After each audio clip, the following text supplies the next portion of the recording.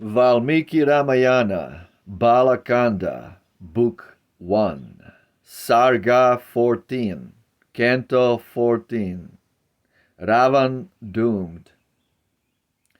The saint, well read in holy lore, pondered awhile his answer o'er, and thus again addressed the king, his wandering thoughts regathering. Another rite will I begin, which shall the sons thou cravest win, where all things shall be duly sped, and first Atharva texts be read. Then by Vibandak's gentle son was that high sacrifice begun, the king's advantage seeking still, and zealous to perform his will. Now all the gods had gathered there, each one for his allotted share. Brahma, the ruler of the sky, Stanu, Narayan, Lord Most High, and holy Indra men might view with Maruts for his retinue, the heavenly chorister and saint and spirit pure from earthly taint, with one accord had sought to place the high-souled monarch's right to grace. Then to the gods who came to take their proper share, the hermit spake. For you has Dasharatha slain, the votive steed, a son to gain. Stern penance rites the king's stern penance rites the king has tried, and in firm faith on you relied. And now with undiminished care a second rite would fain prepare. But, O ye gods, consent to grant the longing of your supplicant. For him beseeching hands I lift, and pray you all to grant the gift, that for fair sons of high renown the offerings of the king may crown. They to the hermit's son replied, his longing shall be gratified. For Brahman, in most high degree, we love the king and honor thee. These words the gods in answer said, and vanished thence by Indra led. Thus to the Lord the worlds who made, the immortals all assembled prayed. O Brahma, mighty by thy grace, Ravan, who rules the giant race, torments us in his senseless pride, and penance-loving saints beside. For thou well pleased in days of old, gavest the boon that makes him bold, that God nor demon e'er should kill his charmed life, for so thy will. We honoring that high behest, bear all his rage, though sore distressed. That Lord of giants, fierce and fell, scourges the earth and heaven and hell. Mad with thy boon, his impious rage smites saint and bard and god and sage. The sun himself withholds his glow, the wind in fear forbears to blow. The fire restrains his wonted heat, where stand the dreaded Ravana's feet. And necklaced with the wandering ware, the sea before him feels to rave. Kuvera's self in sad defeat is driven from his blissful seat. We see, we feel the giant's might, and woe comes o'er us and affright. To thee, O Lord, thy suppliants pray, to find some cure this plague to stay. Thus, by the gathered gods addressed, he pondered in his secret breast, and said, one only way I find to slay this fiend of evil mind. He prayed me once his life to guard from demon, god, and heavenly bard, and spirits of the earth and air, and I consenting heard his prayer. But the proud giant, in scorn, recked not of man or woman born. None else may take his life away, but only man the fiend may slay. The gods with Indra at their head rejoiced to hear the words he said. Then crowned with glory like a flame, Lord Vishnu to the council came. His hands shell, mace, and discus bore, and saffron were the robes he wore. Riding his eagle through the crowd, as the sun rides upon a cloud. With bracelets of fine gold he came, loud welcomed by the gods' acclaim. His praise they sang with one consent, and cried in lovely reverence bent. O Lord, whose hand fierce Madhu slew, be thou our refuge, firm and true. Friend of the suffering worlds art thou, we pray thee help thy suppliants now. Then Vishnu spake, ye gods declare, what may I do to grant your prayer? King Dasharatha thus cried they, fervent in penance many a day. The sacrificial steed has slain, longing for sons, but all in vain. Now, at the cry of us forlorn, incarnate as his seed be born. 3 queens has he, each lovely dame, like beauty, modesty, or fame. Divide thyself in 4, and be his offspring by these noble 3.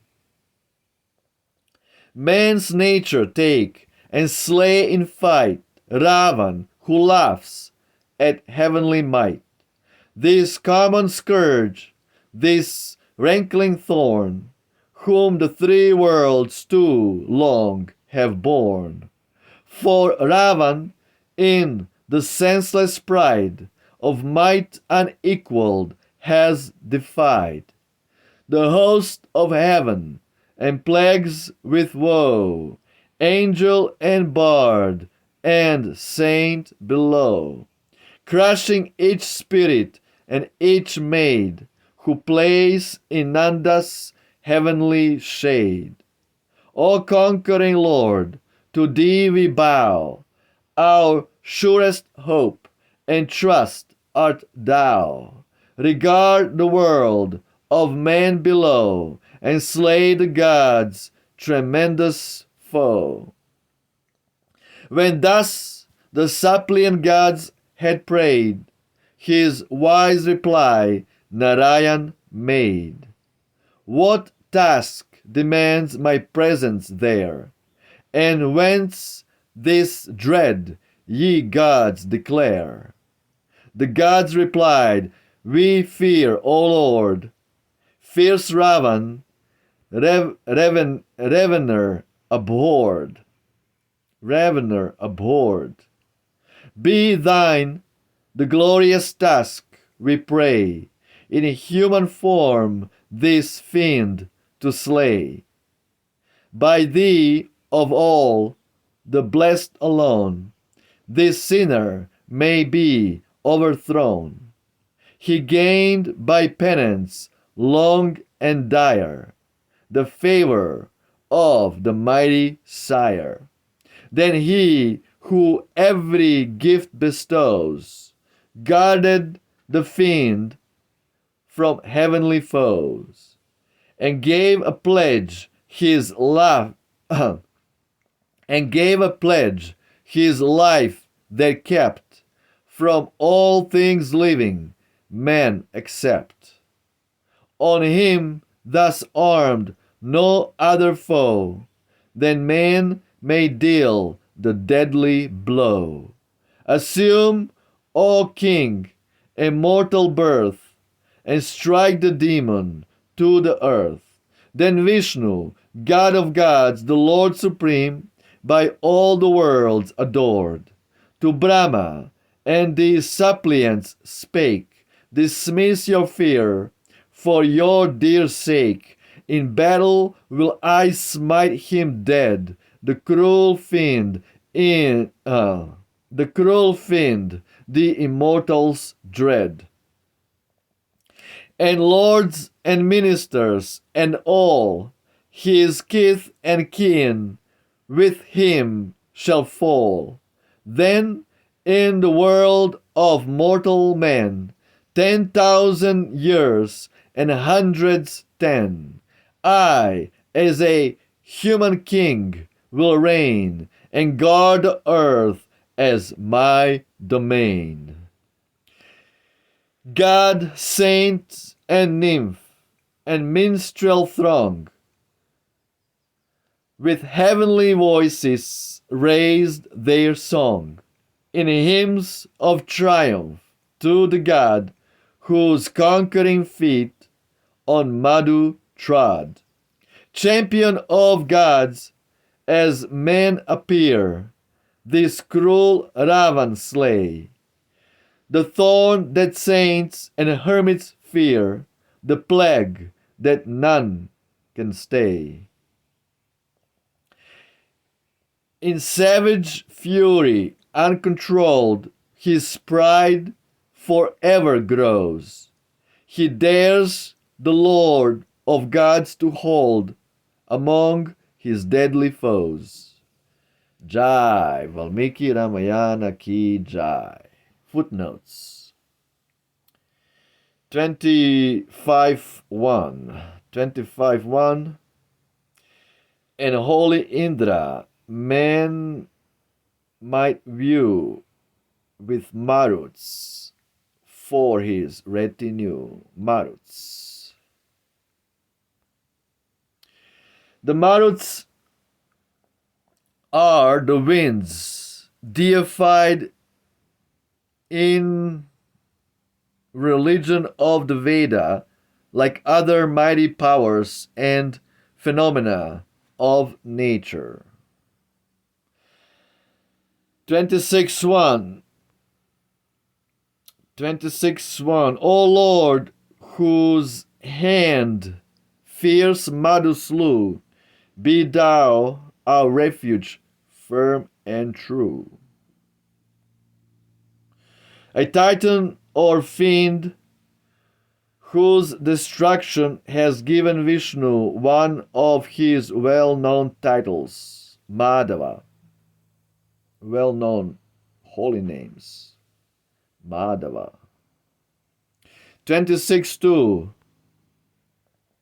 who plays in Nanda's heavenly shade, crushing each spirit and each maid, who plays in Nanda's heavenly shade. So this is famous garden of demigods. The garden of Indra, 26:2. 26:3, one of the most ancient and popular of the numerous names of Vishnu. When thus the suppliant gods had prayed, his wise reply Narayan made. Narayan, one of the most ancient and popular of the numerous names of Vishnu. The word has been derived in several ways and may mean he who moved on the primordial waters, or he who pervades or influences men or their thoughts. Narayan, Nara, Ayan, somebody, a Purusha, a man, the supreme man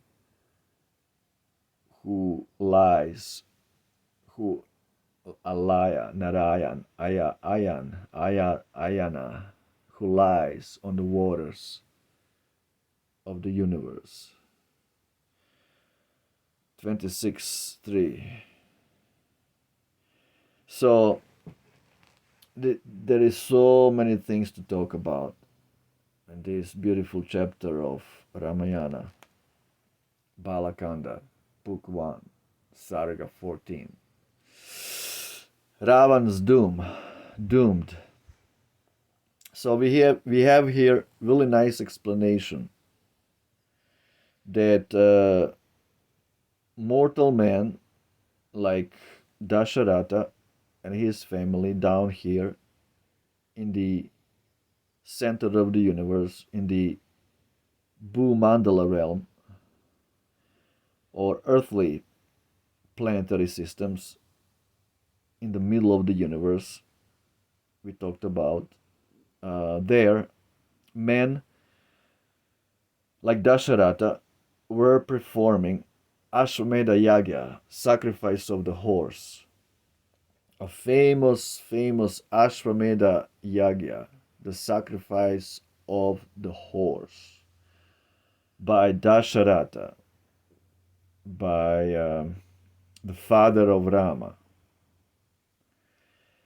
So he was performing this horse sacrifice to appease the largest universal body that is comprised of so many higher living entities, higher beings. So as we talked yesterday, we have to do ritual every day to serve this body we got. We have to go clean it. We have to go use the toilet. We have to go, dress it. We have to go, cook some food stuff for it. We have to make sure it's warm enough. We have to serve this body that we have, this material body, every single day ritualistically. We have to serve it. In the same way, intelligent people who understand what's going on and what is the truth, they have to perform these sacrifices to appease the universal body of all, sum total of all demigods and everybody who is in charge of the material universe. And then when they are satisfied, they can give us boons. Okay, they can give us different boons, like Brahma gave a boon to Ravana, that nobody can kill him. But Ravana never even bothered to say, I don't want to be even killed by a man, because men were too insignificant for him. as a great demon. He didn't consider that like that. So, so the thing is that um, that when the universal body of the higher beings is pleased by the sacrifices down here done by the humans, then they themselves cannot give the boons unless they go to Lord Vishnu and pray to save their ass from big demons. Okay? So even demigods are helpless. They cannot give any boons except if they themselves go straight and do sacrifice, a prayer, supplication to Lord Vishnu, the highest of all gods. Lord Vishnu, Vishnu Tattva, they're all coming from Krishna. Krishna is the ultimate source of all incarnations. Krishna and Rama. So in this way, the demigods also had to perform a sacrifice of giving respects and prayers to Lord Vishnu, so they can be saved from a very peculiar situation where they were harassed by great demon Ravana. So they were begging Lord Vishnu to incarnate as an ordinary human being. As an ordinary human being. That's why we have this word man constantly being mentioned. And that's why Abrahamic religions from Old Testament constantly talk about the Son of Man or the children of man. Men. That's because God incarnated as if an ordinary human being, as an ordinary man on Bhumandala planetary systems in the middle of the universe to fight this great super being demon called Ravana. So we have these superheroes, right, with so many superhero powers like demigods, like different demigods, but also we have super demons with so many powerful demoniac powers like Ravan. So in this way uh, uh, the the pastime is developing of Ramayana. Like this, so many things to nicely explain and talk about. I kind of lost my thoughts right now, but anyway, this is the idea so far. What's going on? Demigods, are also afraid of demons, of powerful demons, and they need to go do sacrifices to Lord Vishnu to save them. Okay, that's it for now. Valmiki Ramayana by beautiful British language, translated by Ralph Griffith, 1870s. Ciao.